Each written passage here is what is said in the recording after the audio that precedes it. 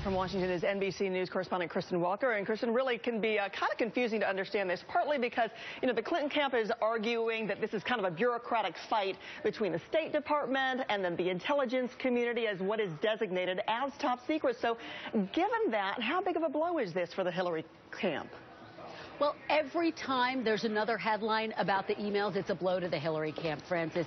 Just to break it all down, because as you point out, this is very complicated. The Hillary campaign says, look, any email that was classified was designated as such after the fact. Secretary Clinton has been adamant when she's been pressed about this issue that she never sent or received an email that was designated as classified. I was traveling on the campaign trail with her back in July when we pressed her about this very issue. Take a listen to what she had to say. I'm confident that I never sent nor received any information that was classified at the time it was sent and received.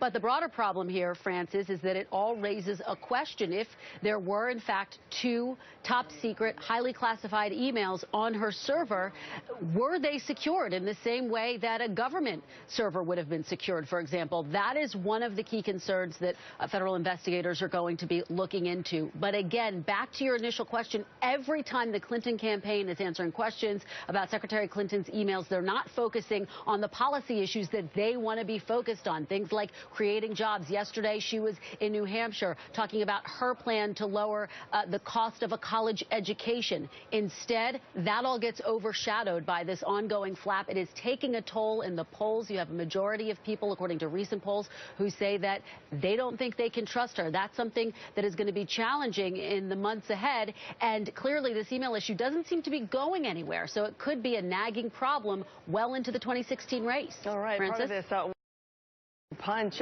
Kristen, not only do you have this email saga continuing with that revelation that she has released, the thumb drive, and also that those 2 emails were classified as top secret. Also, this poll here, the latest in New Hampshire, trailing now behind Bernie Sanders. What more is it telling us? Well, it's a pretty stunning poll. We all woke up to it. Bernie Sanders, 44% primary Democratic voters choosing him as compared to Hillary Clinton, who has 37%. It's really important to point out, Francis, this is a small poll. Only about 400 people were sampled. However, it's significant insofar as it points to this trend. We're seeing Bernie Sanders get really big crowds. He is getting a lot of progressive Democrats who aren't sure that Hillary Clinton lines up with their views when it comes to big issues like the economy, like banks, that sort of thing. So this seems to be a trend. The Clinton campaign is going to have to address it. And by the way, they are addressing it. Secretary Clinton has been trying to weigh in on issues that she thinks progressives care about. So this is something, though, that continues to dog her campaign.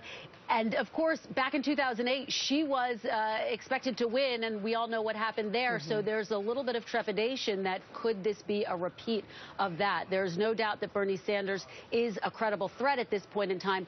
On the other hand, you'll recall the campaign of Howard Dean. He got really big crowds at the start and then couldn't cross the finish line in the end. Yeah, a lot to see how the Clinton campaign will turn this around, especially after these 2 hits today. NBC's Kristen Welker, as always, thank you very much.